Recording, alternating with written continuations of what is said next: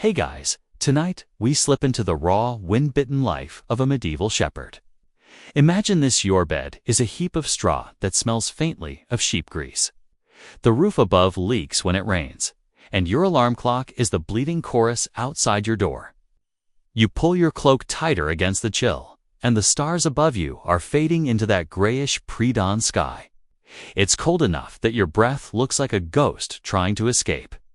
You probably won't survive this kind of morning. Honestly, your 21st century lungs would stage a rebellion before sunrise. So, before you get comfortable, take a moment to like the video and subscribe, but only if you genuinely enjoy what I do here. And tell me where you're listening from, and what time it is where you are. I am curious how far across the map these little bedtime journeys travel. Now, dim the lights. Maybe turn on a fan for that soft background hum, and let's ease into tonight's journey together. The day begins long before dawn. You, a medieval shepherd, are already awake while the village still dreams. The hearth in your small hut has gone cold, leaving only a smudge of ash that you stir with a stick before dropping in a handful of kindling. A spark catches, warmth creeps back. Your cloak hangs on a peg, scratchy, rough, but precious. It smells of lanolin and smoke, both proof that it's doing its job. The air bites at your fingers as you fasten the wooden clasp and shove your feet into boots so stiff you have to stamp twice just to get them to bend. Outside, the world is painted silver by the moonlight. The sheep huddle near the fence, shifting and muttering, a living cloud of wool and steam. You count them by instinct more than sight, listening for that one bleat that's out of rhythm. Shepherds, they say, can tell every animal apart by sound alone. And you almost can, though after 100 identical white faces, even you mix them up sometimes. You shoulder your crook, that curved staff of ashwood, worn smooth from years of use. It's your walking stick, your weapon, your symbol. There is something comforting about the weight of it in your hand, like an old friend that never asks for anything. The door creaks shut behind you, and suddenly you're part of that vast quiet that only exists before sunrise. No carts rumbling, no hammers clanging, just the far-off hoot of an owl and the whisper of frost forming on grass blades. The smell hits you next. Damp earth, sheep droppings, smoke from distant chimneys. It's not pleasant, but it's home. Somewhere a rooster calls late as usual and you mutter something under your breath about lazy birds. It's a small private joke, one of 100 that keep you sane when your only company is woolly and four-legged. You unlatch the gate and let the flock shuffle out, hooves clopping softly on the packed dirt path. The lambs stumble and complain, their voices high and squeaky, while the older ewes march forward with grim determination. They know the routine. You follow, tapping your crook on the ground like a slow drumbeat. Each step is measured, steady enough to keep the group moving, but not so fast that the stragglers panic. The medieval world runs on rhythms like this, repetitive, ancient, almost hypnotic. Every sunrise, every season, every task has its own tempo. And as you walk through the pale mist of dawn, you feel that rhythm in your bones. The path winds between hedgerows and low stone walls, and somewhere in the distance, a church bell tolls for prime. The sound rolls across the fields like a soft wave. It reminds you Mass will start soon in the village, but you'll be out here instead. Your cathedral, the open sky.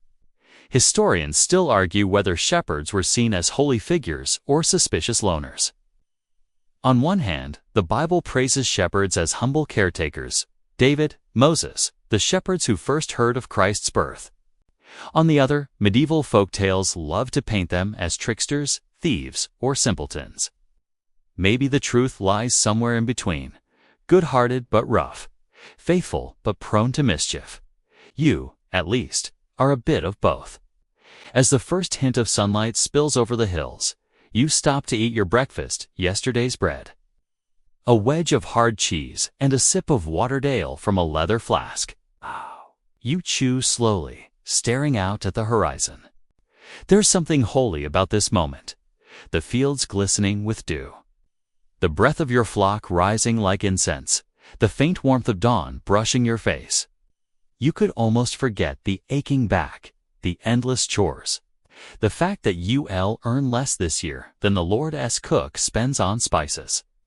Almost your thoughts wander, as they often do, to the people who rely on your sheep, the spinner who turns their fleece into yarn, the weaver at the loom, the merchant who hauls bolts of cloth to market. You might never meet them, but you re part of their world all the same, a quiet link in a chain that wraps around kingdoms.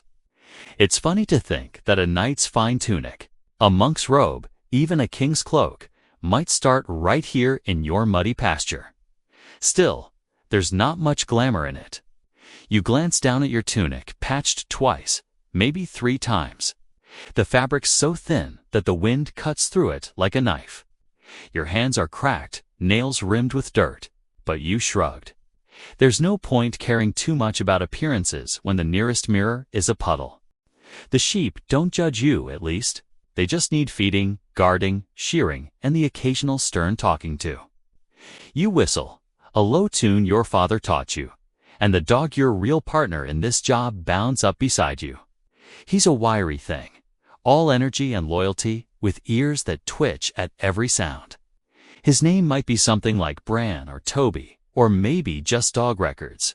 Dan T keep track of such things, but he's clever enough to respond to tone more than words. He darts left, circles the flock, and nudges a lagging away back into line. You scratch his head in passing. Without him, you'd lose half your sheep before midday. Mainstream fact time: in much of medieval England, shepherds were among the most trusted rural workers. They often managed hundreds of animals belonging not just to themselves, but to lords, monasteries, and merchants. That kind of responsibility meant they were surprisingly literate in numbers, able to tally flocks, track breeding cycles, and remember whose sheep belonged to whom. In a world where many peasants couldn't even sign their names, you carry a ledger in your head. Then there's a little-known tidbit: shepherds sometimes use seining, a mix of prayer and superstition, to protect their flocks. A whispered charm here, a cross traced in the air there. You might mutter one yourself before leading the sheep onto fresh pasture.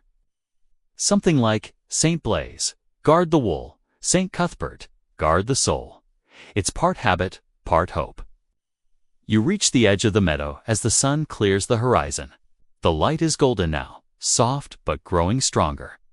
The world feels new again, though you know by noon you will be sweating under that same cloak you cursed for being too thin an hour ago. The hills stretch out before your rolling green, dotted with hedges, distant cottages, and that faint line of smoke where someone's breakfast burns. You pick a flat rock and sit down for a moment. The dog curls at your feet. The sheep spread out, munching contentedly. This is your kingdom, your quiet dominion. And though it's not rich or grand, there's a strange dignity in it. You keep life moving: wool growing, lambs thriving, rhythm steady. The world rarely notices shepherds, but without them, the medieval economy would unravel faster than a poorly spun thread. You lean back, closing your eyes for just a second, letting the sunlight wash over you. The wind carries the scent of thyme and wildflowers. Somewhere, a distant herder calls to his flock, and his voice echoes faintly, blending with the bleating and rustle of grass. It's a symphony of small sounds, the kind of thing city folk would pay money to hear if they only knew how peaceful it was. A sudden bleat jerks your eyes open: a lamb stuck in a bramble bush. Of course. You sigh, shuffle over, untangle it carefully, and it bounds off as if nothing happened. You're welcome, you mutter. The dog gives a look that clearly means they never learn. You grin, despite yourself. There's humor in hardship if you know where to look. Like that time your cloak froze stiff while you were napping and you had to thaw it over a dung fire before you could move again. Or when you accidentally slept on a molehill and spent a week with a crick in your neck. You laugh softly, shaking your head. Life's not easy, but it's yours. The sun climbs higher, and you know it's time to move again. The sheep bleat in agreement or protest. It's hard to tell. You tap your crook, whistle for the dog, and start the slow, steady trek toward the upland fields. The mist is lifting, revealing the village far below, smoke rising from chimneys, bells ringing faintly. Another day has begun, and you're already halfway through it. The mist clings low to the earth as you guide your flock toward the higher pastures. The early morning light turns everything into shades of silver and pearl, and for a few fleeting minutes you could almost mistake the world for peaceful. The sheep move in a soft chorus of bleats and hoofbeats, their wool brushing against your legs like rippling clouds. You tighten your cloak around your shoulders. Last night's damp hasn't yet lifted, and your breath still curls into the cool air. The dog darts ahead, cutting off a few stragglers who've decided the hedge looks more appetizing than the grass. You give a sharp whistle, and he drops low, eyes fixed, tail stiff with purpose. He knows his job better than most men in the manor know theirs. The flock veers left, herded neatly back into line. You smile. No need for words, he's your right hand. Your heartbeat out here in the fog. The road slopes upward. You pass a small stone cross, half buried in weeds, marking the spot where some unlucky soul met a bad end decades ago. You nod out of habit.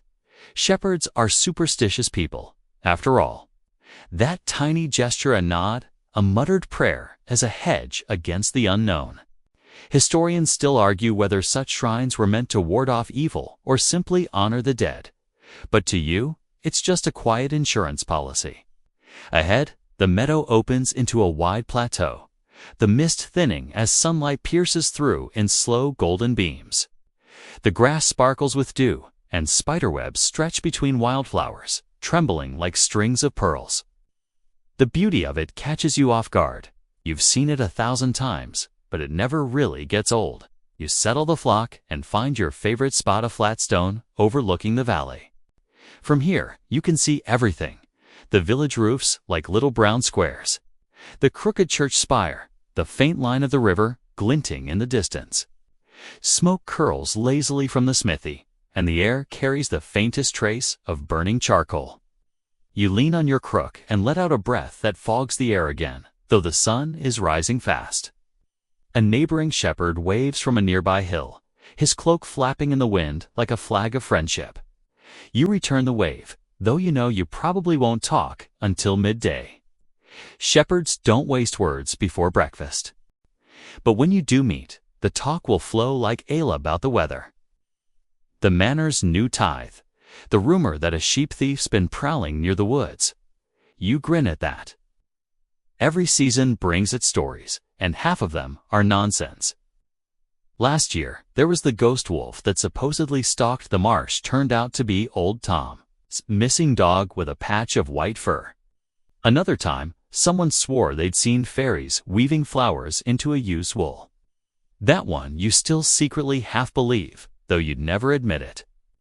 The truth is, being a shepherd means living between worlds. You belong to the village, yet spend your days apart from it. You know every tree and hill like family, yet people in the tavern might forget your face after a long winter. The solitude shapes you. You learn to talk to yourself, to the sheep, to the sky. Sometimes you even talk to the saints. You take a seat on your stone perch and pull out your breakfast bread hard as a roof tile and a small onion. The first bite makes your eyes water, and you laugh softly. Seasoned by tears, you mutter. A joke, but barely. Below, the mist still curls like breath from the valley floor. It's a good day for grazing. The air smells of rain to come, but not yet falling. You know these signs instinctively. The tilt of the wind, the way the sheep twitch their ears when storms approach. No fancy almanac needed, just centuries of observation passed down by word of mouth. Your father could tell the time by the color of the sky. You're not quite that good, but you're getting there. A few hours pass in quiet rhythm. You wander among the sheep, checking hooves, untangling a few burrs from their wool.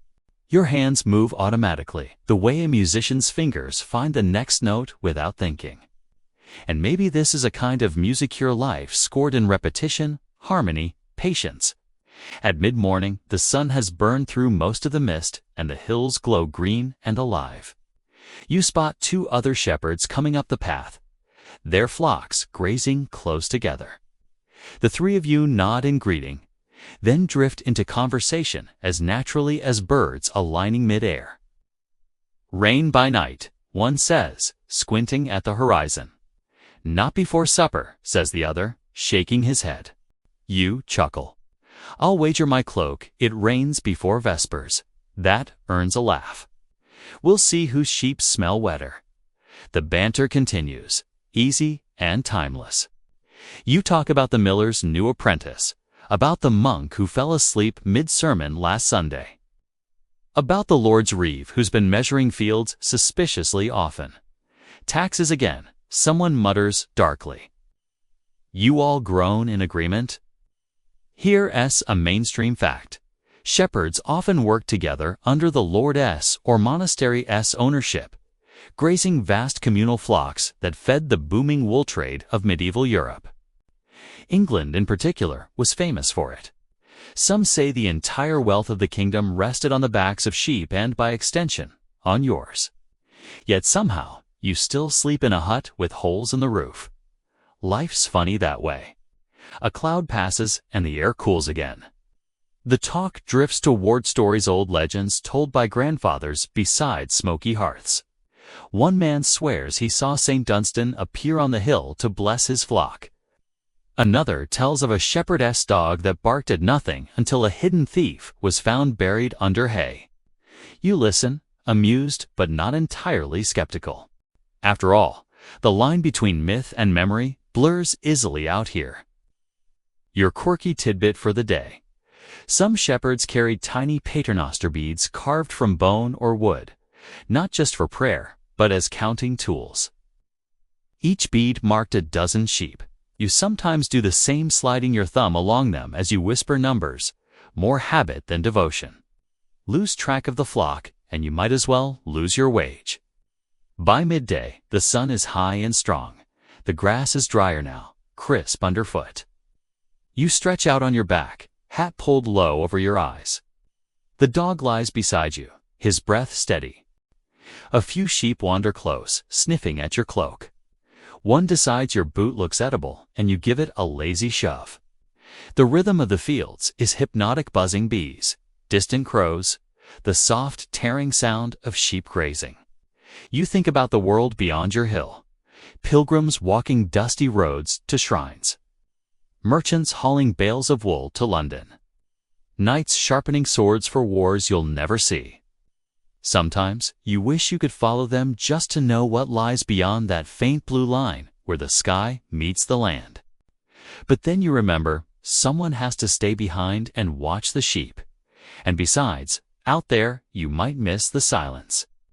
A gentle joke drifts through your thoughts. You once told a monk that shepherds live closer to heaven because they work on hills. He didn't laugh, probably jealous. By late afternoon, the flock begins to grow restless. Shadows stretch long. The warmth fades, and you know it's time to move again. You whistle for the dog, stand, and brush off grass and crumbs. The other shepherds have already led their flocks eastward. You wave, promising to share a drink at the next fair, then turn toward the ridge. The wind picks up, tugging at your hood, and you can smell rain-sharp, metallic, certain. You mutter something to the sky about timing and pick up your pace. The sheep sense it too, their bleats turning nervous. Lightning flickers far away, a soft flash over the valley. You tighten your grip on the crook and start guiding them home.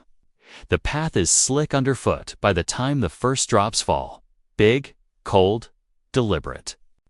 The sheep crowd close together, their wool thick enough to shrug off the worst of it. But your cloak quickly soaks through. You keep walking, head down, murmuring encouragement. The rain drumming on your hood turns into a steady rhythm, one you've known all your life. When you finally reach the lowlands again, the air smells of wet earth and wool. The sheep settle near a hedge, munching contentedly as if nothing happened. You lean on your crook, drenched but oddly calm. Their satisfaction in it knowing you got them home safely. That no storm, no wolf, no tax collector could break this simple order of your day. You take a long breath, the kind that fills your lungs and empties your mind. The rain softens into mist again. Somewhere far off, a bell rings for evening prayers. You're too far to join, but you whisper a word or two anyway.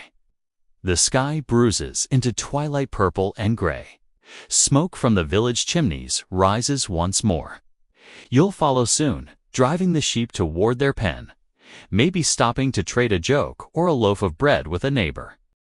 And when night falls, you'll lie back in your hut, listening to the steady breathing of the flock outside, knowing that tomorrow you'll do it all again. By morning, the rain has passed, leaving the earth soft and fragrant beneath your boots. The sun peeks shyly through a scatter of clouds, painting every puddle in streaks of gold. You step outside your hut, stretch your stiff back, and breathe in that post-storm air. Half miracle. The sheep are already awake, shaking water from their wool and eyeing the gate like they've got important meetings to attend. You, on the other hand, are still half asleep, clutching your cloak around your shoulders and muttering something about needing coffee centuries before it's invented. Your crook leans by the door, a familiar silhouette taller than you, curved at the top like a shepherd's halo. You run your hand along the wood, feeling every nick and groove, memories carved by weather and work. It's both tool and companion. With it, you prod lazy ewes, rescue lambs from ditches, fend off foxes, and, on occasion, use it to lean dramatically while pretending to be a philosopher of the fields. Today's goal is simple. Check the flock for injuries, clean the hooves, trim what needs trimming, and mend what's broken, mostly fences. Sometimes, your patience. You sling your small leather satchel over your shoulders stuffed with essentials. A lump of salt for the sheep, a small knife, a needle and thread, and a crust of bread you'll definitely forget about until it turns into a fossil. The dog trots up beside you, tail wagging, eyes bright. He's already been on a patrol, judging by the burrs clinging to his fur and the triumphant way he trots back. You scratch behind his ears. You're the only one around here who likes mornings, you grumble. He licks your hand in reply, and that's the closest thing to conversation you'll have for hours. You unlatch the gate, and the sheep flow out like water, slow, steady, unstoppable. Their hooves squelch in the mud, and their wool glistens faintly where yesterday's rain hasn't dried. The dog circles instinctively, keeping them bunched together. You watch, amused, as one particularly rebellious away makes a break for a patch of clover by the fence. The dog's on her in seconds, nudging her back with expert precision. That's one for you, you say, and none for her. By the time the flock reaches the open field, the clouds have thinned into streaks of white, and the morning hums with life birds calling, bees already busy, a distant creak of a cartwheel from the village road.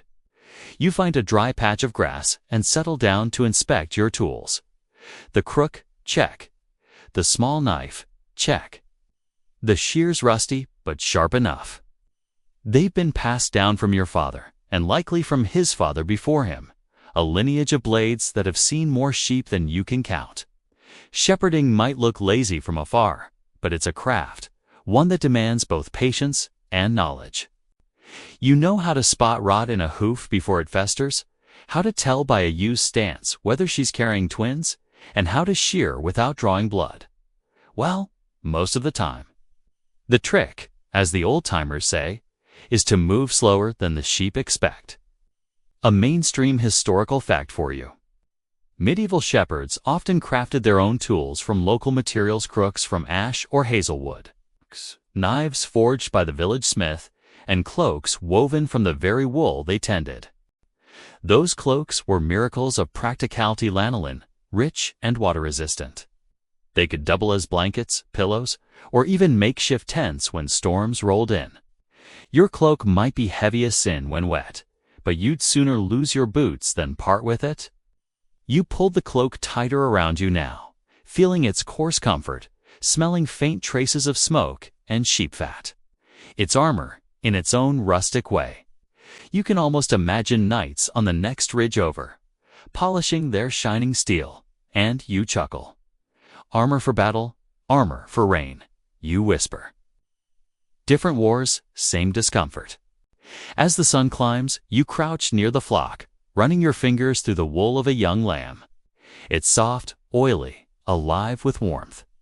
The lanolin leaves your hands slick, and you wipe them absently on your tunic.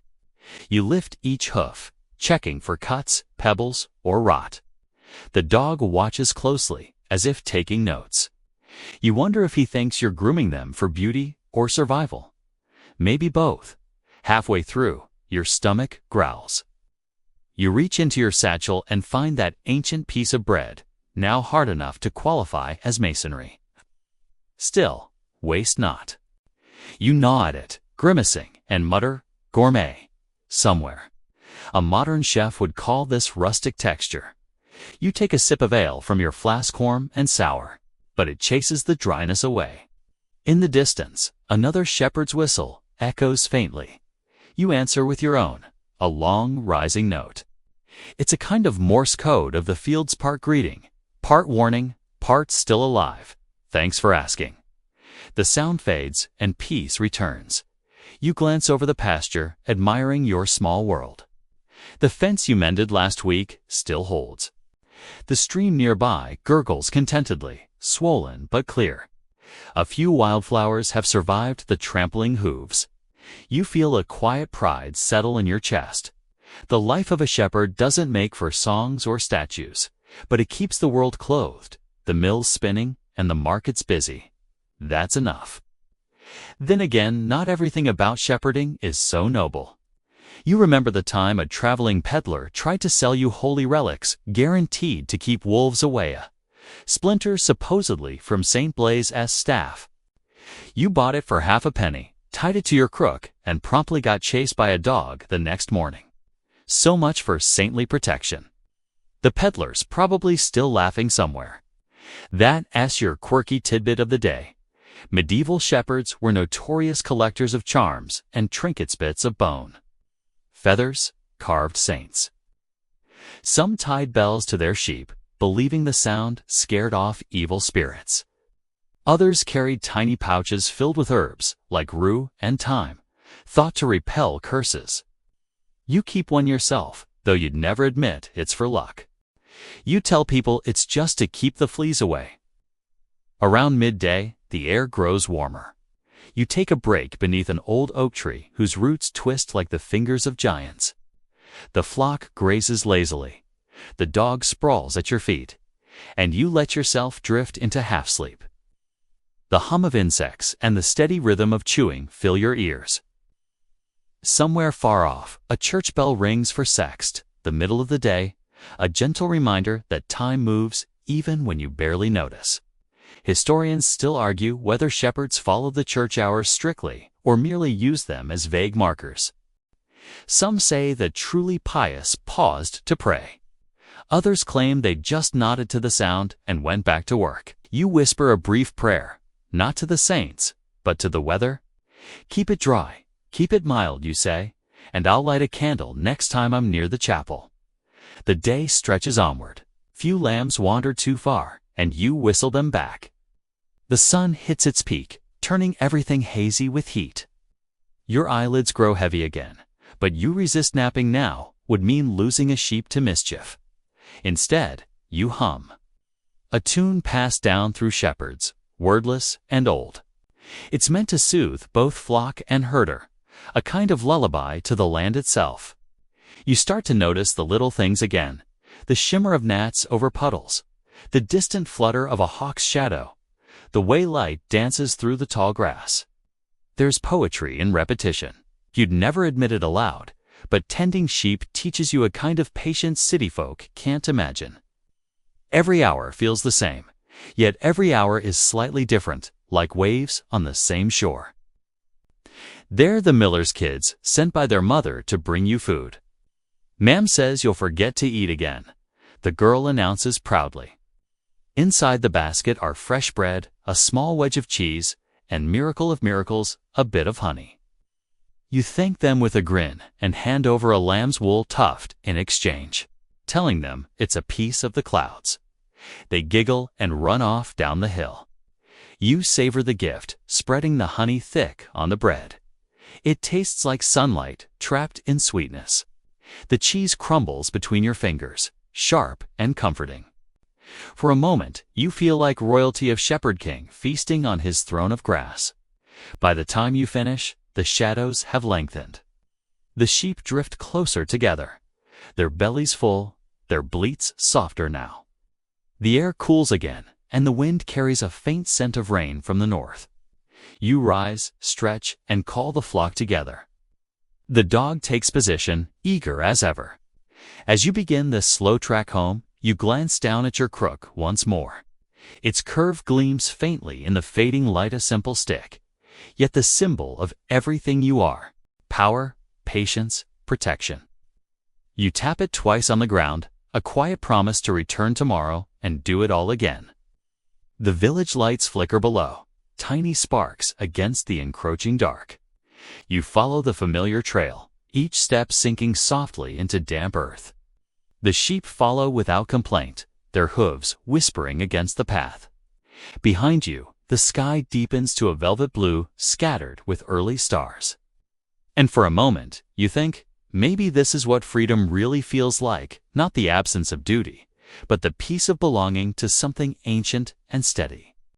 Spring comes crashing in like a raucous guest at a quiet tavern, none invited but impossible to ignore. The fields that only weeks ago were brown and brittle now burst with green, and the air hums with the sound of life waking up. You feel it too, in your bones, in the restless energy of your flock, in the way even the wind seems impatient. It's lambing season, the busiest, noisiest, messiest time of the year for a shepherd. And sleep. Forget it. You'll see more moonlight than dreams for the next few weeks. You wake before dawn again, same as ever, but this time to a different sound. High, trembling bleat that cuts through the stillness. You recognize it instantly. A lamb, freshly born and already protesting the cold. You grab your cloak, your crook, and a small knife for cutting cords, then rush out into the damp air. The ground squishes beneath your boots as you jog toward the pen, where the sheep huddle in anxious clusters. The dog is already there, pacing, alert, nose twitching at the scent of blood and birth. The Away lies on her side, breathing hard, her newborn slick and trembling beside her. You kneel, murmuring softly, checking that the little creature's breathing. Its tiny ribs rise and fall, barely, but enough. You clear its nose, rub it with straw, and after a tense moment, it gives a full-throated bleat. The Away lifts her head, sniffs her child, and licks it clean with determined, rhythmic strokes. You let out a slow breath of relief. One down, many more to go. Every year, it's the same weeks of chaos, long nights, and small miracles. The lambs come when they choose, not when you're ready. Sometimes in daylight, sometimes at midnight, sometimes right when you sit down to eat for the first time in 10 hours. You've delivered them in sunshine, sleet, and once during a thunderstorm, so loud you thought the sky might split open. You've also lost a few. You never get used to that part. You tell yourself it's nature's way, but it still hits you like a stone in the chest each time. You bury them quietly, away from the flock, saying nothing. The dog seems to understand. He always sits nearby, ears low, tail still. But for every loss, there are dozens of triumphs, tiny miracles that never make it into history books. The first wobbly steps, the first nursing, the sound of a lamb's weak bleat turning strong. You can almost feel the world growing in those moments. Each new life means more wool, more trade, more food, more hope. The rhythm of medieval life beats strongest right here in the muck and straw. A mainstream historical fact for tonight: in many parts of medieval Europe, especially England and France, lambing season wasn't just an agricultural cycle, it was practically a festival of survival. Monasteries and manors alike depended on the success of shepherds to sustain their wealth. Wool was the jewel of the realm, and every lamb meant another coin in the Lord's chest. So while others might pray for a good harvest, you prayed for safe births. Same stakes, just woolier. You push your hair out of your eyes and glance up. The sky is blushing pink with dawn. A cold breeze snakes through your cloak, carrying the scent of wet straw and sheep's milk. You take a long breath, rubbing your hands together to fight the chill. The day's barely begun, and you already feel the fatigue settling in. But there's no time to rest. Another away is pawing the ground, restless her turn next. You guide her gently toward a quiet corner, whispering nonsense words that calm both of you. She lies down, groaning softly. You know what's coming, the waiting, the straining, the tense silence. The dog sits nearby, as still as stone. Hours later, another lamb slips into the world, slick and small, eyes blinking open to its first sunlight. You grin, despite the ache in your back. You've helped life happen again. And then, because life never misses a chance to remind you who's boss, a sudden storm rolls in by afternoon. The clouds darken faster than you can curse. Rain pelts the earth in sheets, turning everything to mud within minutes. You grab a tarp-rough canvas, barely waterproof, and throw it over the weakest lambs. You can't save them all from the wet, but you try. That's what shepherds do. Try, even when nature laughs. Historians still argue whether medieval shepherds lived better or worse than regular peasants. Some claim your mobility gave you freedom, time alone, space, a sense of peace no plowman could know. Others argue it was isolation, pure and simple. No family at your side, no warm hearth, just wind and worry, and the occasional fox. You think both sides are right. There's freedom in solitude, but it's the kind that bites. Evening finds you exhausted, soaked, and half-starved. But you still smile when you hear the bleats of new life echoing across the pasture. You light a small fire near your hut, holding your hands out to the warmth. The dog curls beside you, head on his paws, eyes half closed. The fire crackles, sparks leaping up like tiny stars. You chew a bit of bread, swallow hard, and watch the sheep settle for the night. The moon rises pale and distant, a silent guardian. Then, something strange catches your âge, unlike the others. Pure white, no spots, no blemishes, and eyes that gleam almost golden in the firelight. You blink, wondering if fatigue's playing tricks on you. But no, it's real. The mother watches from a distance, calm, unafraid. You walk closer, crouch low, and feel the lamb's wool lids, unbelievably soft, almost glowing. You chuckle softly.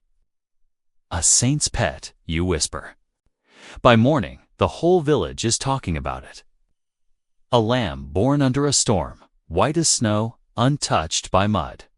Some call it a blessing, others a bad omen. The priest says it's a sign from God. The old women by the well insist it means a harsh winter's coming. You just nod and smile. Maybe it's both. Shepherds learn not to question signs too much. You simply take them as reminders that the world is still mysterious. A quirky tidbit for you. In medieval folklore, unusual animals, white lambs, black roosters. Two-headed calves were often seen as portents, sometimes good, sometimes terrible. A white lamb like yours might be offered to the church as a tithe, believed to bring divine favor.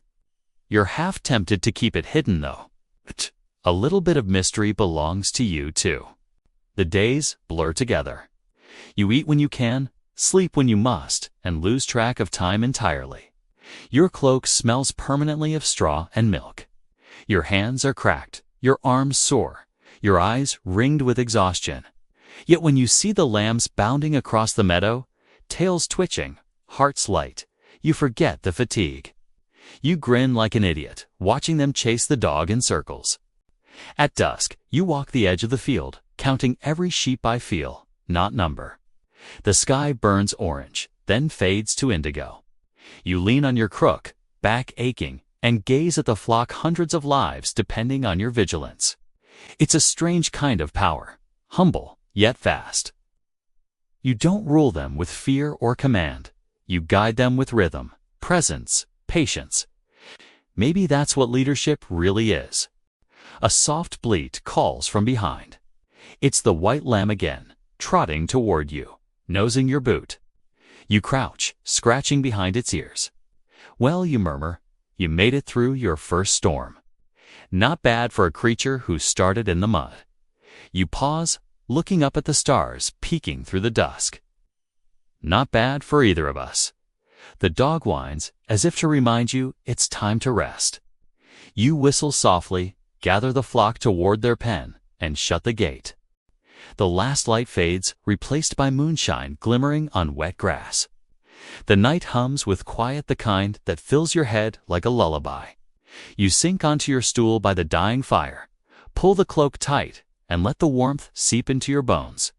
Tomorrow, the world will begin again. More lambs, more storms, more sleepless nights. But tonight, there's peace in the simple knowledge that life carries on, one bleat, one breath, one dawn at a time. The calm after lambing season doesn't last long. You'd think, after weeks of mud and sleepless nights, someone would let you rest. But the medieval world isn't built for naps. It's built for obligations. The moment the lambs are steady on their feet and the grass starts to grow thick, the weight of duty comes rolling in like a tax collector's cart. And you know what? That's exactly who it is. You're just coming back from the pasture when you spot him, the reeve, a manners enforcer, trotting up the dirt path on a thin horse that looks as tired of life as you do. Behind him lumbers the bailiff, a man whose expression never changes from mildly displeased. You sigh. Nothing good ever follows those two. Morning, the reeve calls, too cheerfully. Counting your lord's sheep, I trust. You nod. Always his lord's sheep, never yours, even though you're the one freezing beside them every night. He squints at your flock, pretending to count. Fine animals. The Lord will be pleased come tithe season. Speaking of which, here it comes.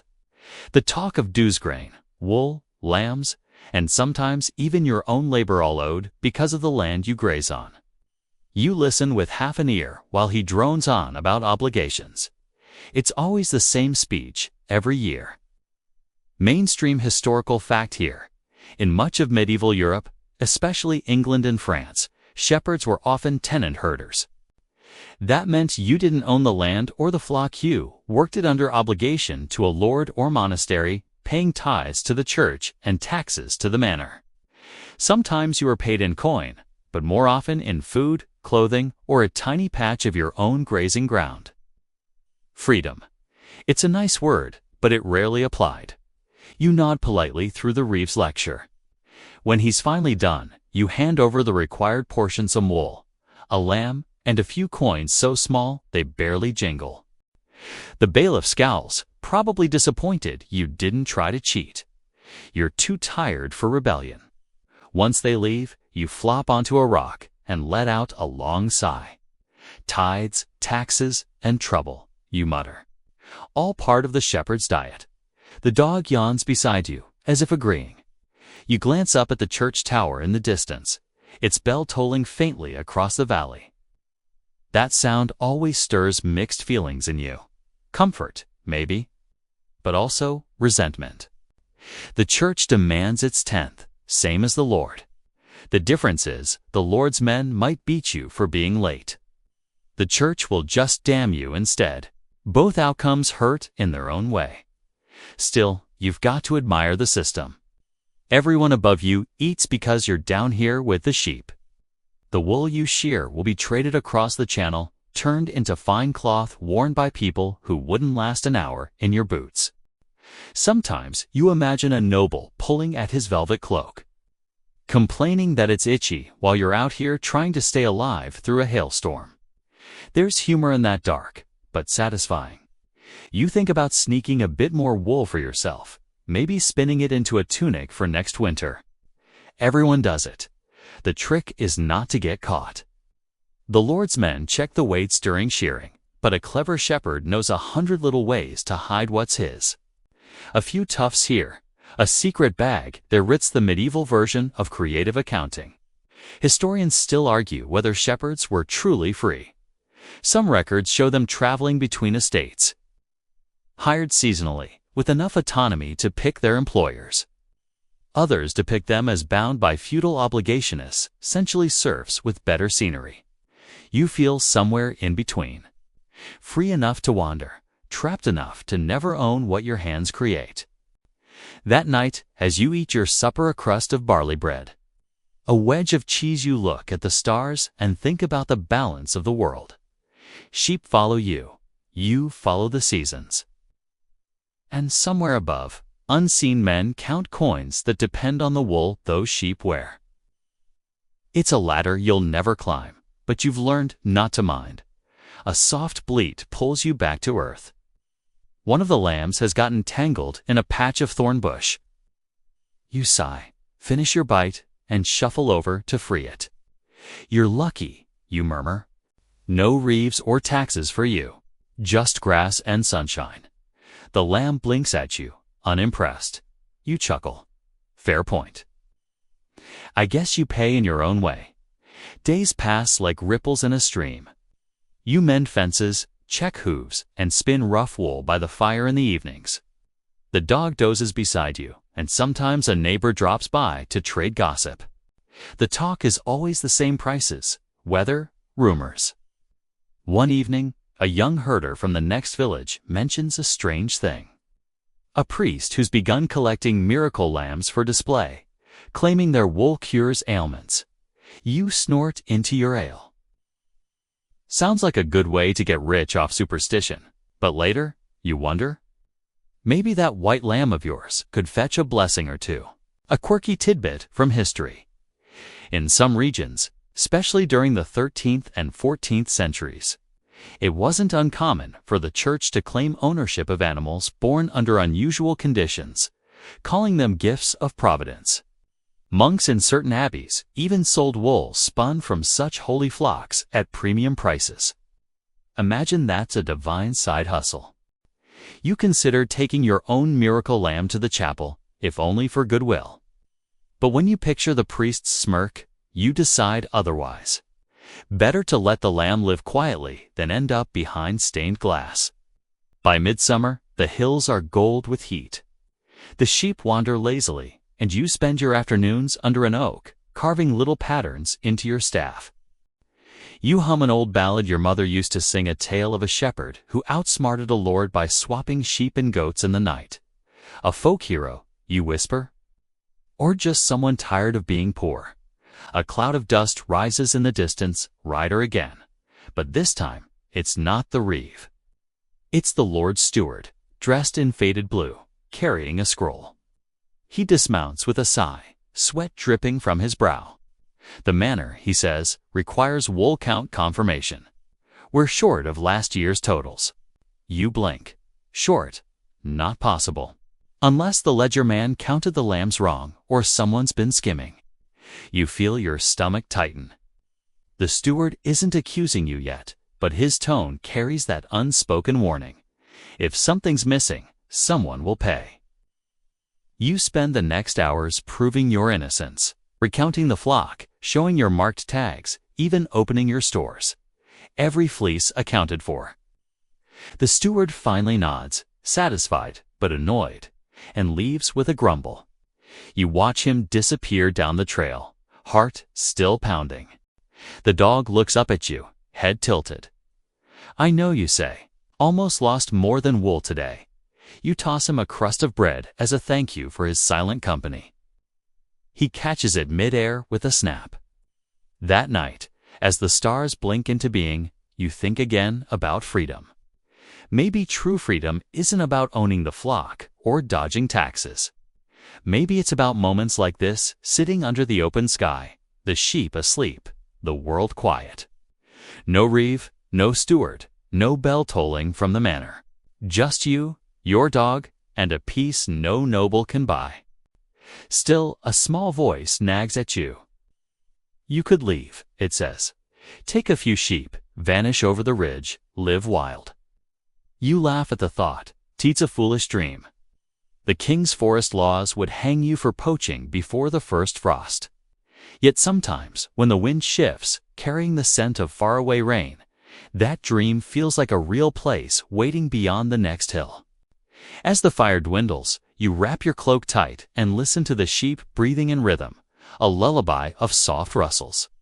You whisper to the night, tides, taxes, and trouble. But still, I wouldn't trade it. And maybe that's the secret every medieval shepherd learns eventually. That peace doesn't come from what you own, it comes from the spaces no one can tax. The meadow at dawn, the first bleat of a newborn lamb. The simple knowledge that the world keeps turning, even when the reeve isn't watching. The stars shimmer faintly, and somewhere in the distance a church bell tolls midnight. You smile into the dark. Tomorrow, the work begins again. The heat of midsummer rolls over the hills like honey, slow, golden, and sticky enough to make your tunic cling to your skin. The lambs are half-grown now, the wool on their backs puffed and soft, and the older sheep graze in lazy rhythm. The busiest days have passed, leaving behind long, quiet hours that stretch endlessly. You might think that's a blessing, but solitude is a tricky beast. It doesn't roar. It whispers. You sit on a rock overlooking the valley, your crook across your knees, the air humming with the sound of cicadas. The dog lies nearby, tongue lolling. For a while, you both just listen. The wind ripples through the tall grass like the sea. And every few minutes, a distant bird calls, a sound so familiar it might as well be part of your heartbeat. But after a while, the silence begins to feel too large. You find yourself talking out loud. Right, you lot? You say to the sheep, you think you've got it rough. Try doing taxes. A few of them look up, chewing slowly, unimpressed. You grin. Don't give me that look. You know I'm the only reason you haven't been dinner yet. That's joke number one for the day, though the dog doesn't seem to find it funny. He lifts one eyebrow, sighs, and closes his eyes again. There's no one around to share the silence, so you fill it with whatever you can. Humming helps. So does carving. You take out your little knife and a piece of wood. Start shaving curls from it until a shape begins to form, a flute, maybe, or just another useless stick. The motions keep your hands busy while your mind drifts. Mainstream historical fact here.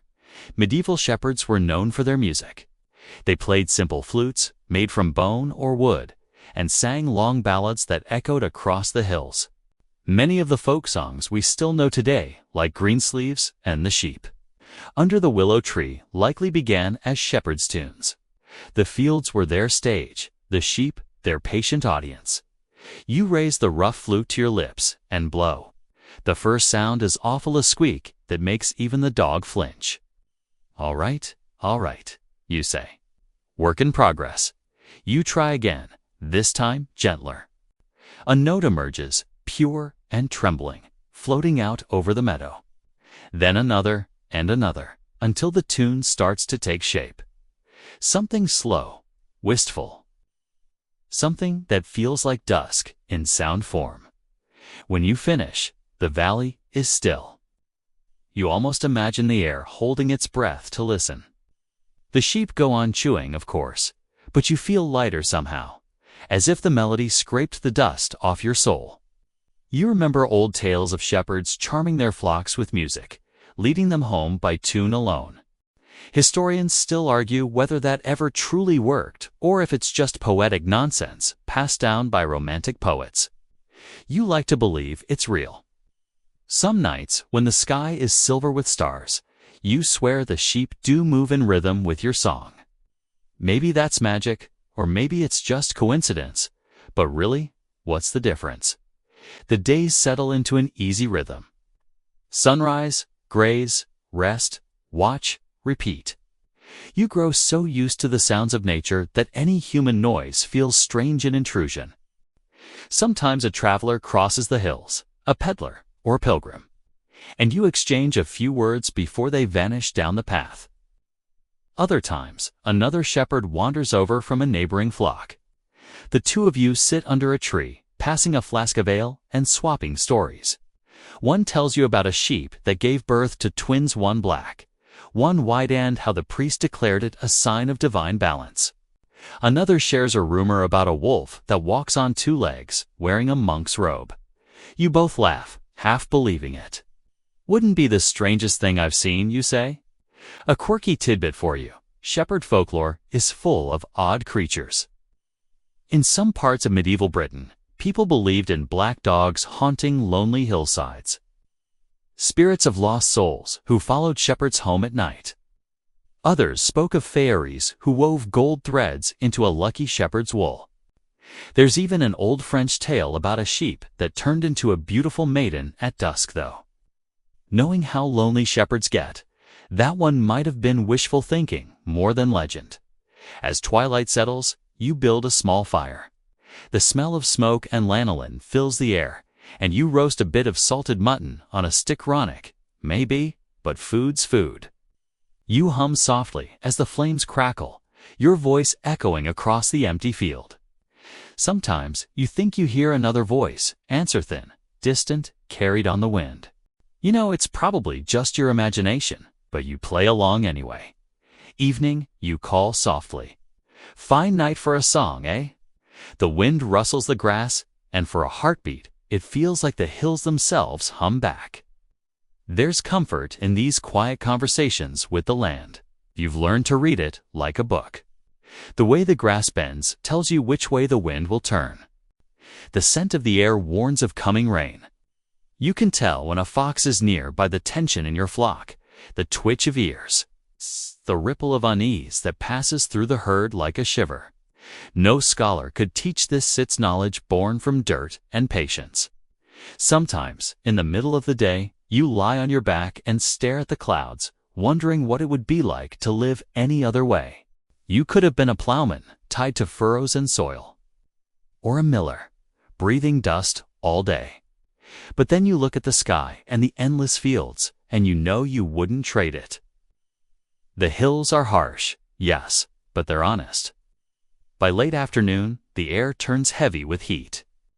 You pull your cloak over your head and retreat into shade, the dog snoring softly beside you. A bee lands on your hand, explores a moment, then lifts away again. You think about the rhythm of life, so steady, so simple. Eat, rest, protect, repeat. Maybe that's all wisdom really is, learning to live with repetition without going mad. But solitude can twist, too. There are moments when the silence grows teeth, when the shadows stretch too long, and the distance between you and another human feels like an ocean. On those nights, your mind invents company faces you remember, voices you've forgotten. You talk to the stars, to the sheep, to the fire. They never answer, but they listen well enough. And yet, you've come to treasure this quiet. When you do visit the village, the noise feels overwhelming, so many words, so little meaning. People jostle, gossip, complain. You smile politely and retreat as soon as you can. Out here, at least, the world makes sense. One evening, as the sun bleeds red across the horizon, you climb to the highest ridge and watch the valley below. The air is warm, full of that sweet, earthy smell of trampled grass and wool. You close your eyes and breathe it in. For a fleeting moment, you feel infinite, like part of the land itself. Maybe that's what the poets mean when they talk about pastoral peace, not joy. Not even contentment, just a kind of steady heartbeat that matches the earth's. You, the sheep, the hills, all pulsing in slow, timeless rhythm. A cloud passes over the sun, and you shiver. All right, you say aloud. Enough poetry. Back to work. You whistle, sharp and clear. The dog leaps up, barking, herding the stragglers toward home. As night falls, you count your flock one last time. The stars come out faint at first, then bright enough to trace patterns. You lie down in the grass, pull your cloak tight, and watch the heavens wheel above. Somewhere, far away, nobles dine under chandeliers, monks chant in stone halls, kings plot wars. And here you are, under the same sky, no richer, no poorer, but somehow freer. You grin at the thought, whisper to the nearest sheep, imagine that. Same stars, different roofs. It flicks an ear in your direction. Exactly, you say. You get it. Your laughter fades into the hum of crickets. The fire burns low. The world quiets until only your breathing remains. Another day gone, folded neatly into memory, like a verse in a song that will never end. The calm doesn't last. It never does. The hills look peaceful, sure, but they've got their own kind of danger quiet, patient, waiting for the moment you let your guard down. You learn early that being a shepherd isn't just about keeping sheep alive. It's about keeping yourself alive too. It starts one night, just after midsummer. You're half asleep beside the fire when the dog lets out a low, throaty growl. Not the kind he makes at rabbits or wandering lambs. This one's deep instinctive, the kind that pulls you upright before you're even fully awake. You grab your crook and listen. At first, all you hear is the whisper of wind through grass. Then comes the sound of faint shuffle, something moving against the rhythm of the night. You stand, heart pounding, eyes straining in the dark. The sheep are restless, shifting uneasily. A pair of eyes flash in the moonlight, yellow, low to the ground. Wolf, you freeze, every muscle taut. You've seen what one wolf can do to a flock in minutes chaos. Blood, wool everywhere. You whistle sharply, the signal. The dog bounds forward, barking with a fury that could wake the saints. The wolf hesitates, just long enough for you to grab a burning stick from the fire and wave it high. For a tense few moments, it's a standoff, man and beast, both unwilling to retreat. Then the wolf snarls, turns, and slips back into the dark. You exhale, trembling, lowering the stick. The dog circles the flock, still growling softly until every sheep settles. You sit again, staring into the fire. The adrenaline fades, leaving only the ache of exhaustion. You stroke the dog's fur. Good lad, you murmur. We'll sleep light tonight. Mainstream historical fact.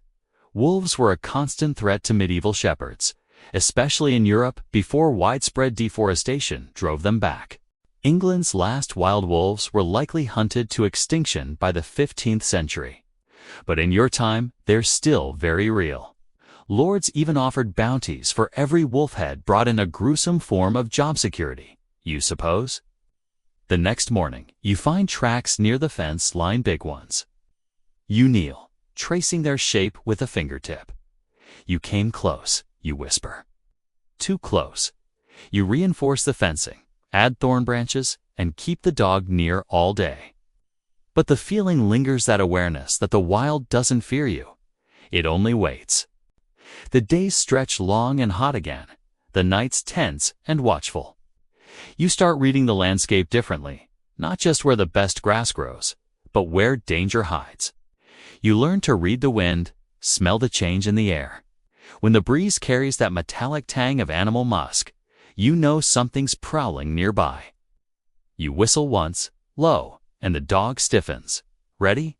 But wolves aren't the only threat. There are worse predators, two-legged ones. It happens a few days later.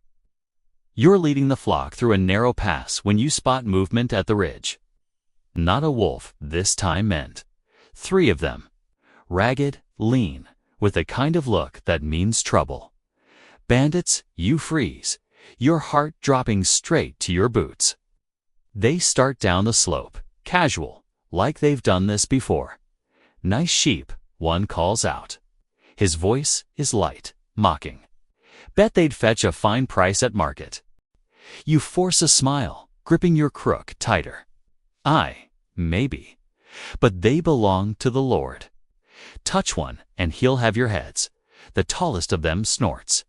Your Lord's not here, is he? He takes a step closer. You glance at the dog. His hackles are up, teeth bared. You know a fight would be foolish or outnumbered, but surrender's worse. Then, in a stroke of luck, the bell from the distant church tolls. The bandits freeze, exchanging glances. Maybe they think someone's near. Maybe they're just superstitious. Either way, they back off, muttering curses, and vanish into the brush. You stand there shaking, watching until you're sure they're gone. "That was close," you whisper to the dog. He pants, tail wagging nervously. "Aye," you add, "too close." A quirky tidbit from history. Medieval laws were often harsher on sheep thieves than on murderers. In some manners, stealing a sheep could mean hanging or worse, mutilation. The logic was simple. Killing a man was personal, but stealing a lord's property was treason. So while bandits roamed freely, they usually knew when to quit. You got lucky this time. That night, you sit by the fire again, thinking how fragile safety really is. You can guard the flock, but you can't fence the world. It's bigger, meaner, and less predictable than you ever imagined. Historians still argue whether shepherds in your time were armed. Some say you carried little more than a crook or knife. Others claim many kept short swords, especially in border regions where raiders were common. You do have a small dagger, hidden in your boot more for comfort than defense. But you keep your crook handy. It's both tool and weapon, the shepherd's trademark. You remember once an old herder told you, "The crook's for sheep and sinners alike." You laughed at the time, but now it doesn't sound like a joke. Over the next few weeks, the dangers multiply. A storm floods the lower pasture, forcing you to lead the flock onto higher ground. One away breaks her leg on a rocky slope. You splint it as best you can, whispering comfort she won't understand. The flies swarm thick in the heat, buzzing around wounds and eyes, and you fight them off with smoke. One afternoon, as you're dozing in the shade, a sheep bolts no warning, just panic. The whole flock surges after it like spilled water. You leap up, shouting, whistling for the dog. He races off, herding them back with quick, practiced movements. You chase, lungs burning, crook swinging. By the time you've rounded them up, you're drenched in sweat and swearing under your breath. "You lot will be the death of me," you pant. The dog drops the runaway's ear in his mouth, smug as a knight with a trophy. "Show off," you mutter. That's joke number 2. By the way, though, you've learned to deliver them mostly to yourself now. Later that night, as you patch a torn fence, you think about how every day feels like a balance between calm and chaos. You live on the edge of civilization, but sometimes it feels like you're part of the wild itself. The line blurs out here. The wolves hunt to live. So do the bandits, in their way. Even the Lord taxes to survive his own kind of hunger. Maybe everyone's just chasing the same thing: security, peace, a full belly. The stars come out again, bright and hard, and you sit by the fire, your cloak pulled tight against the wind. The dog curls beside you. "You know," you tell him softly, "if we were rich, we'd probably still end up out here, just with better boots." He thumps his tail once, in agreement, as the fire crackles. Your mind drifts to stories you've heard about shepherds who turned heroes, saving villages from wolves, guiding lost travelers, even discovering buried treasure in the hills. You smile faintly. "No treasure here," you murmur. "Just ticks and tax collectors." But maybe that's enough. Maybe the danger, the silence, the sheer unpredictability of life keeps it from turning dull. You realize, with a strange kind of pride, that you've become part of this land's rhythm.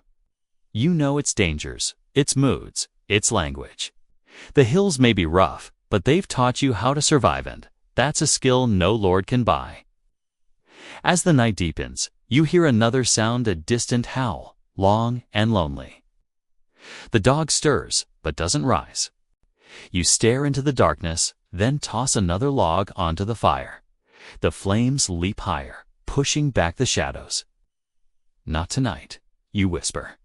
You've had your turn. The howl fades. The sheep murmur softly in their sleep. The danger will come again: wolves, thieves, storms, or something else entirely. But for now, you have warmth, a loyal dog, and the quiet triumph of one more day survived. You lean back, letting the heat wash over your face. Perils of the pasture, you mutter with a tired grin. Someone should write a song about it. Maybe they will. Maybe centuries from now, someone will strum a lute and sing of the nameless shepherd who guarded his flock under the endless sky. And if they make you sound braver than you are, well, you've earned a little exaggeration. When dawn comes, it's quieter than usual. The mist hangs low, wrapping the world in a dull, muffled haze. Every sound, your footsteps, the soft bleating of sheep, even the dog's panting, feels swallowed by it. You move carefully through the fog, your crook tapping against the earth. It's eerie, like walking through someone else's dream. The world feels smaller when you can't see more than a few paces ahead. You start talking softly to yourself, partly to stay alert, partly to keep the silence from pressing too close. All right, you woolly fools. Stay close, you murmur, as a shape moves in the gray ahead. Just a sheep, probably. It's on mornings like this that you understand how isolation gets to people. You've gone weeks without seeing another human soul except a passing farmer or a monk trudging toward the next abbey. Some days, you crave a proper conversation, something more than bleats and barks. But there's also a strange peace in solitude. No one's telling you what to do. No bells marking time. Just you, the land, and whatever the day decides to throw at you.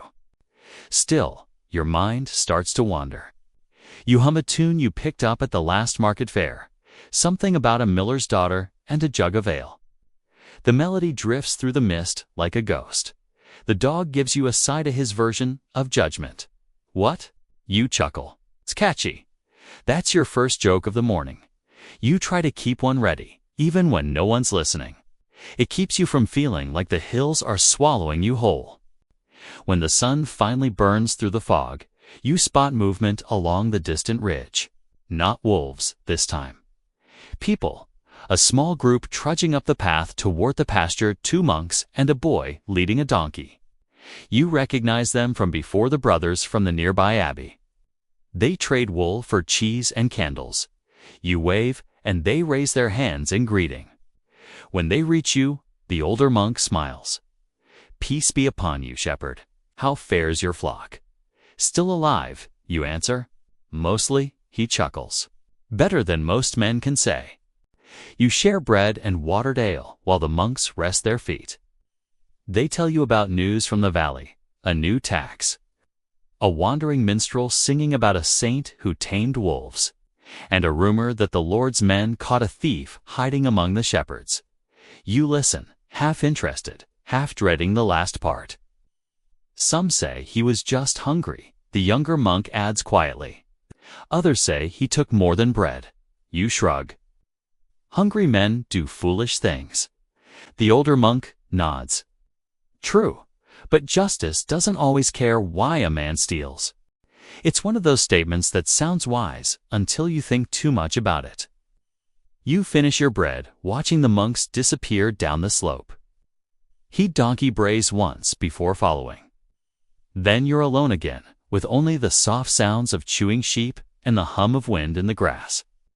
Mainstream historical fact. Monasteries often owned large tracts of pasture land in medieval Europe, relying on shepherds like you to tend their flocks. Sheep weren't just for wool.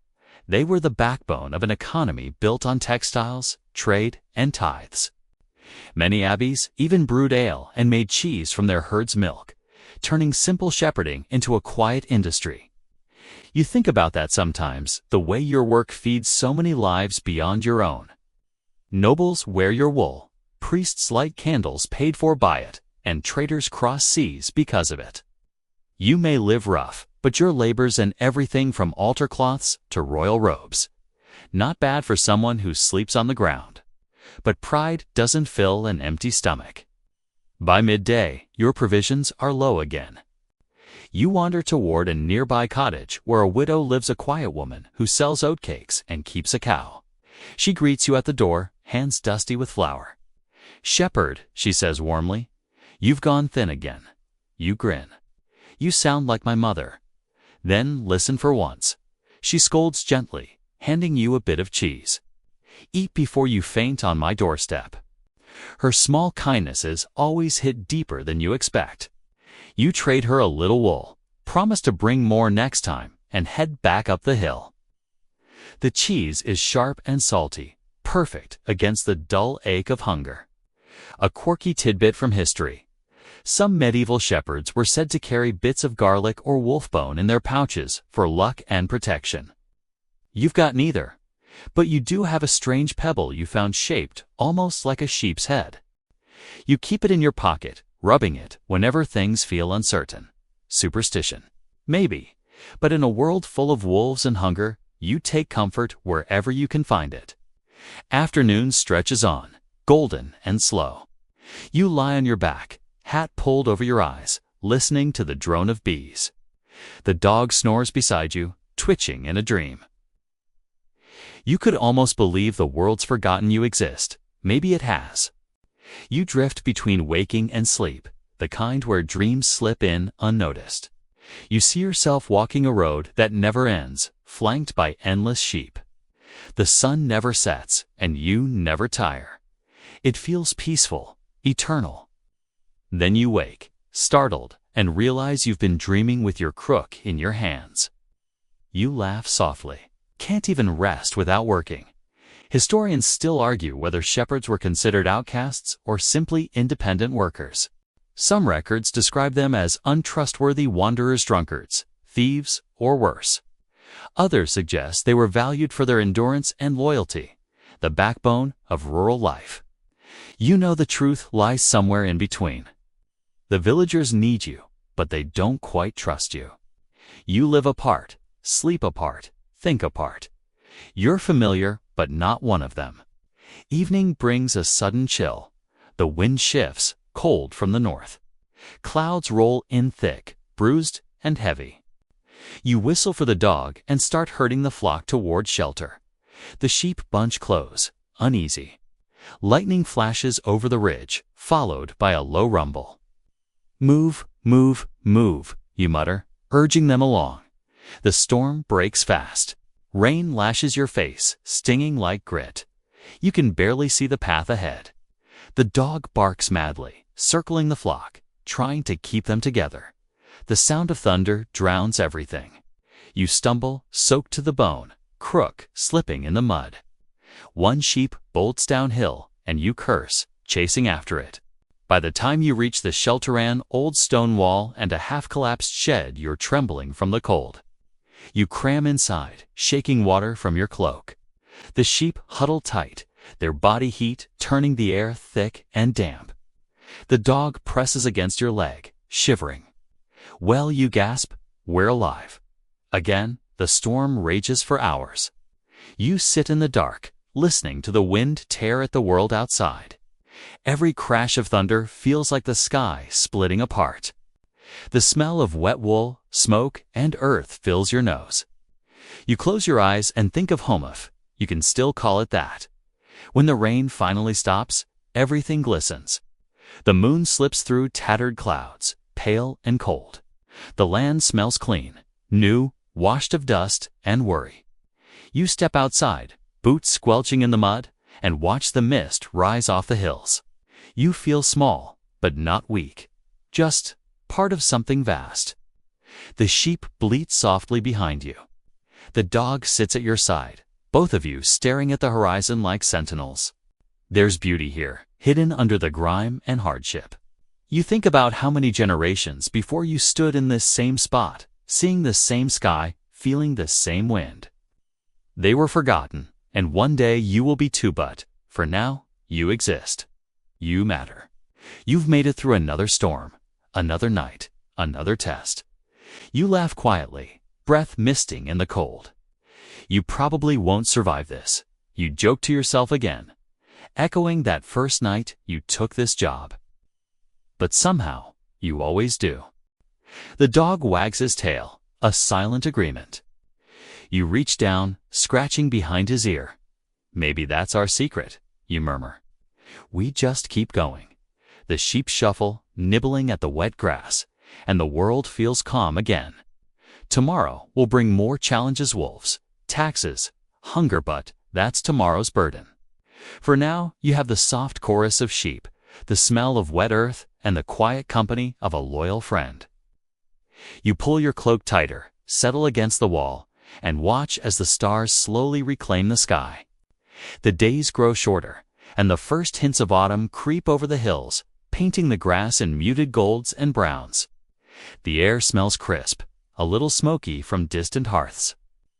And the frost hasn't yet touched the ground, but you can feel it coming. Mornings are cold enough to make your fingers ache as you lace up your boots and tug your cloak tighter around your shoulders. Your breath rises in small clouds, fading as quickly as it appears. The flock is restless. The lambs, now almost fully grown, move with a confidence that almost makes you laugh. You remember when their first wobbly steps made your heart leap, and now they stride like they own the world. Their bleats sound more demanding than frightened now, the way teenagers nag about chores in a quiet village. You whistle sharply, and the dog leaps into action, rounding the sheep with practiced precision. Mainstream historical fact. Medieval shepherds had a strict seasonal rhythm that dictated their lives. Autumn meant preparing the flock for winter shearing, feeding extra hay, and moving sheep to sheltered pastures. It was physically exhausting work, but crucial for survival. If a shepherd failed, the consequences were dire: starvation, loss of trade, or fines from the Lord. You begin inspecting the flock, checking hooves for mud and stones, brushing dirt and leaves from wool, and tying small markers to indicate sheep that are sick or injured. The dog follows closely, nosing at your heels, clearly ready to herd any strays. Sometimes, as you work, you notice patterns in the hills, the subtle dips where a rabbit burrows, the shallow tracks left by a fox hunting under the cover of dawn. You feel connected to the land in a way that makes other occupations seem trivial. You pause near the edge of the pasture, watching a solitary hawk circle above. Its shadow sweeps over the hills, over your sheep, over the dog, and even over you. You feel a shiver of awe and a twinge of envy for the freedom it enjoys. You mutter softly, "Fly all you want, but you can't guard a flock." The dog nudges your hand, as if agreeing. Autumn work isn't just about the practical tasks, it's also wool, the season's lifeblood for the Lord's economy. You shear carefully, mindful of each animal. A sharp shear here, a gentle touch there. You hum an old folk tune your mother sang when she worked her own tiny flock, and for a moment it feels like she's right there, smoothing the wool along with you. Quirky tidbit. Some shepherds believed that the first wool cut in autumn carried the spirit of the season. If you whispered a short blessing over the fleece, it would protect the flock through winter and ward off evil spirits. You don't always do it, but sometimes, when the morning is quiet, you can't help but murmur something under your breath, mostly a wish for dry grass and fewer bandits. By mid-afternoon, the sun dips lower, stretching shadows across the hills. You guide the sheep toward a sheltered valley, one you've chosen carefully to protect them from the first frosts. It's always a balancing act to exposed and the cold bites, to enclosed and disease can spread in damp air. You trust your instincts, honed over years of watching wind and weather, listening to the cries of the sheep and the shifting tones of the land. Historians still argue whether shepherds were often isolated or socially integrated. Some records suggest you might have neighbors to trade with, share gossip, or lend a hand when storms hit. Others describe extreme solitude, almost a monastic existence, with only a dog and the hills for company. Your life is somewhere in between. You crave companionship, but you wouldn't trade the hills' quiet for a bustling village. Evening brings another storm sudden and sharp. You hear it first in the change of the wind, a subtle but unmistakable shift. The clouds darken rapidly, and the distant rumble of thunder echoes off the ridges. You whistle sharply for the dog, who immediately bounds to round up the sheep. They sense the danger, huddling closer as you guide them to shelter behind a line of rocks. Rain begins to fall in sheets, soaking your cloak and plastering your hair to your face. You work fast, checking every animal. One away stumbles on a slick patch of mud. You rush, steady her, whispering nonsense words to calm both of you. The dog circles protectively, ears flat, teeth bared. By the time you reach the small stone shed at the valley's edge, you're exhausted, soaked, and shivering, but every sheep is accounted for. You take a deep breath, letting the smell of wet earth and wool fill your lungs. There is a strange beauty in it, a wildness that makes all the hardships worthwhile. You settle against the shed wall. Dog pressed close, sheep huddled near, and watch the rain lash the valley. Lightning flashes, illuminating the hills in stark relief, followed by the deep boom of thunder. You shiver, but also smile. Not bad at all, you mutter. Quirky tidbit: some shepherds carried charms or stones during storms, believed to ward off lightning. You have nothing but your crook and a small pebble shaped like a sheep's head, your personal talisman. You don't know if it works, but it gives a strange comfort in these moments when the world feels so alive, so dangerous, so vivid. By nightfall, the storm passes, leaving the valley fresh and scented with rain. The sheep settle, the dog curls at your feet, and the stars blink through scattered clouds. You feel a rare moment of stillness. Tomorrow will bring more work, feeding, mending fences. Preparing for the cold, but tonight, you let yourself breathe. You glance at the flock, their wool shining dimly in the moonlight. They are not just animals, they are life you've helped preserve. Creatures who depend on you and, in some small, unspoken way, trust you. You realize that each day survived, each storm weathered, each lamb protected, is a victory. Not one sung by minstrels or chroniclers, but meaningful nonetheless. A gentle breeze sweeps the valley, carrying the faint scent of hay and distant fires from the village. You lean back, stretching tired muscles, and let the dog's soft snore and the quiet breathing of sheep lull you into contemplation. You think about history, the monotony, the struggle, the small joys, how each season repeats itself, but never feels quite the same. Historians still debate how shepherds felt about their own work. Some suggest deep pride and connection to nature. Others highlight loneliness and the constant burden of responsibility. You feel both. The hills are harsh, the nights long, the dangers real, but there's also a freedom here, a rhythm, a sense of belonging that few others understand. You tell yourself it's enough, not perfect, not glamorous, not safe, but enough. The dog shifts, nudges your hand, and you scratch behind his ear. He's your companion, your guardian, your fellow witness to the endless cycles of life. Together, you sit in the quiet glow of the last embers of your fire. Tomorrow, there will be more storms, more work, more threats, wolves, bandits, frost, but for now, there's peace. You watch the stars wheel overhead, each one tiny and indifferent, yet strangely comforting. The sheep murmurs softly around you. The dog sleeps, and you allow yourself a deep, rare exhale. Maybe this is what a medieval shepherd calls contentment, not the absence of worry, but the presence of survival, of small triumphs, of quiet observation. You're tired, wet, and worn, but alive. You've kept your flock safe. You've survived the storms, both literal and metaphorical. You've lived another day in a rhythm older than kingdoms. You murmur softly into the night, almost to yourself. We made it again, and we'll do it tomorrow. The hills seem to agree, echoing faintly in the soft wind. A timeless affirmation that life continues, relentless and beautiful. The frost hasn't arrived yet, but the mornings are sharp, cutting through your cloak and biting at your fingertips. You trudge through the wet grass, your boots squelching in thick mud. The sheep following your crook with the rhythm of habitual obedience. Each step is deliberate, careful, mindful, because the hills have taught you that haste leads to slips, twisted ankles, and lost sheep. You glance at the dog, ears perked, muscles taut, ready to spring if a lamb wanders too far. It's late October, and the world has begun its slow descent into winter. The trees are skeletal, their leaves scattered like confetti across the hills, damp and slippery underfoot. You shiver, adjusting your cloak.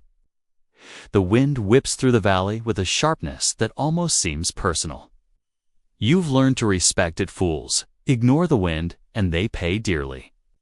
Your day begins as it always does, inspecting the flock, counting each sheep, noting any signs of illness or weakness.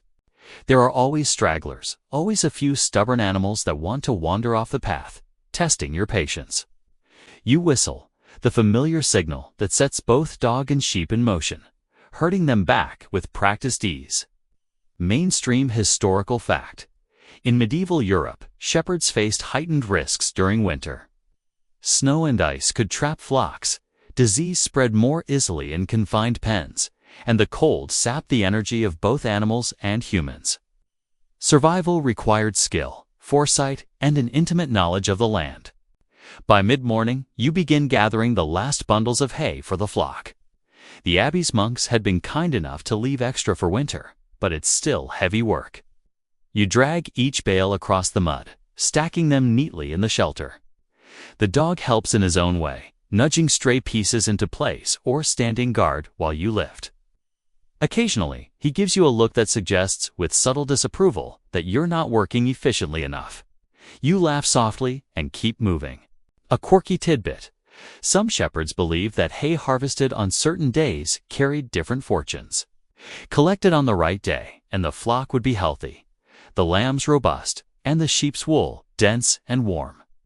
You don't put much stock in superstition, but after months of observing patterns and coincidences, you can't help but hum a little prayer under your breath when you move the bales.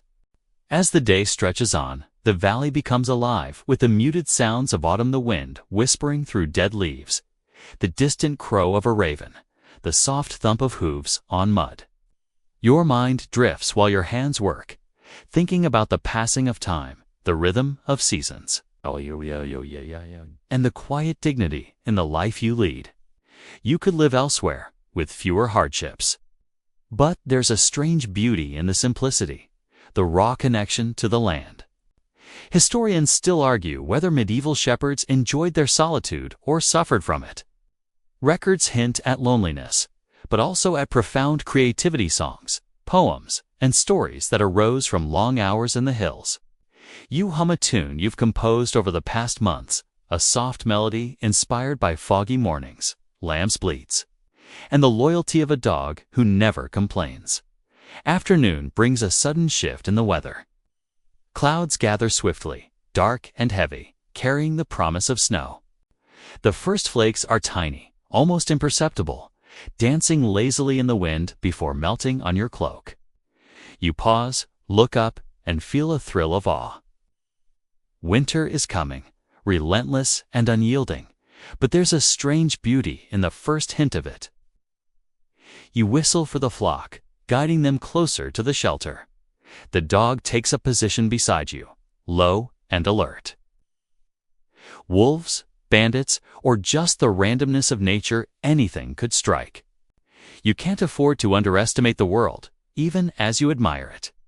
Each sheep must be accounted for, each step measured, each glance toward the ridge considered. One lamb lags behind, tangled in a scrubby bush. You curse under your breath, moving quickly to free it. The dog nudges your side, patient yet insistent. "I see it," you mutter, freeing the lamb and brushing leaves from its coat. Don't start thinking you're clever. You smile faintly. Cleverness doesn't survive out here without vigilance. Quirky tidbit. Shepherds sometimes used small bells tied around the necks of especially stubborn or young sheep. The sound kept them within earshot and was also said to ward off spirits. You don't always use bells, but the idea lingers in your mind as a form of amusement. A gentle reminder of the superstitions woven into everyday life. By late afternoon, the sky darkens rapidly. You guide the flock into their winter shelter, a small stone pen lined with the last of the abbey's hay. You settle the sheep, checking that no one is injured, that no one has wandered. The dog curls at the entrance, vigilant. You breathe deeply, feeling both exhaustion and satisfaction. The work of the day is done. Evening arrives quietly, a long, soft exhale after hours of labor. You make a small fire, just enough to keep warm while you prepare a simple supper of bread and cheese. The wind outside rattles against the stone walls, carrying the distant scent of smoke from other hearths in the valley. You eat slowly, savoring each bite, the warmth of the fire pushing back the chill. Historians still debate how shepherds coped with winter isolation. Some accounts describe ingenious shelters, communal gatherings, or visits to nearby villages for trade and companionship. Others depict extreme solitude, punctuated only by the rhythm of work and the loyalty of a dog. You feel a little of both the comfort of routine, the sharp edge of loneliness. After supper, you settle against the wall, exhausted but alert. The dog rests at your feet, eyes half closed but scanning constantly. The sheep murmurs softly, lulled by the warmth of hay and the quiet presence of their guardian. You close your eyes, letting the rhythm of breathing, wool, and wind lull you into reflection. You think of the past months, the storms, the wolves, the bandits, the taxes, the fog, and the sudden beauty of a sunlit valley. Each challenge, each quiet moment, each small victory has become a part of you. You realize that survival isn't merely about strength. It's about patience, observation, and an unspoken bond with the land and creatures you tend. A gentle sense of pride warms you as you look at the flock, each sheep a testament to endurance and trust. You murmur softly, another day survived, another season managed. The dog gives a low, approving grunt.